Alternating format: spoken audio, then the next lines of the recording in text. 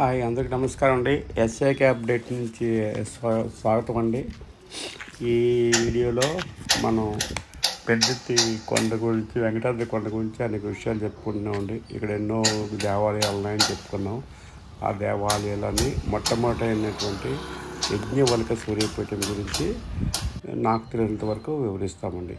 యజ్ఞవల్క సూర్యపీఠము, యజ్ఞవల్కుడు అనే అతను ఒక గొప్ప మహర్షి అండి. ఆ మహర్షి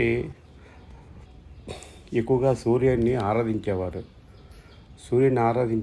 అలాగే సూర్య భగవానుడు కూడా యజ్ఞవల్కుని ఆరాధించేవారట.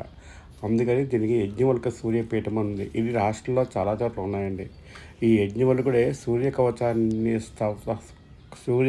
స్తోత్రాన్ని కూడా రచించారు. అది చాలా పవర్ఫుల్ సూర్య కవచం అండి. ఈ కొండ ప్రాంతంలో జస్ట్ ఘాట్ రోడ్ దాటంగానే ఎడం చేతి పక్కకి ఈ పీఠం వస్తుందండి. ఇక్కడ ఏంటంటే సూర్య భగవానుడు ప్లస్ గాయత్రి మాత వస్తారండి. బట్ మాకు కొంచెం టైము దీనివల్ల మేము వచ్చేసరికి ఇది క్లోజ్ చేశారు. సో అలాగే వీడియో కూడా తీయడం జరిగిందండి. ఈ యజ్ఞవల్కుడు ఓ మహర్షి. ఈ మహర్షి సూర్యుని ఆరాధించేవాడు. సూర్య భగవాను అనుగ్రహంతో శ్వేత యజుర్వేదాన్ని పొందాడు.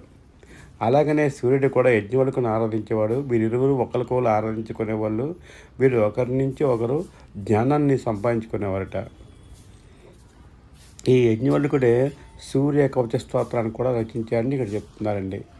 ఇదండి ఈ సూర్య భగవానుడి తాలూకా దేవస్థానం. చాలా విశాలంగా ఉంటుందండి. ఇక్కడ మాఘమాసంలోని నెక్స్ట్ ఆదివారాలప్పుడు సూర్య నమస్కారాలు అవి చేయిస్తారండి. చాలా విశాలంగా ఉంటుంది హాల్ అదిను. అలాగే ఒక పక్కన కణవ మహర్షి కూడా ఉంటారండి. ఇవ్వండి ఇతనే కాంతిమతి. ఇదండి యజ్ఞవల్క సూర్యపీఠం గురించి వివరాలు.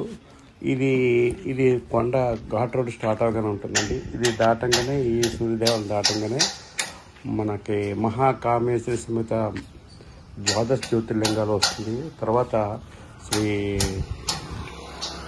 సుబ్రహ్మణ్యేశ్వర దేవస్థానం వస్తుంది. ఆ తర్వాత వెంకటేశ్వర స్వామి కూడా వస్తుందండి.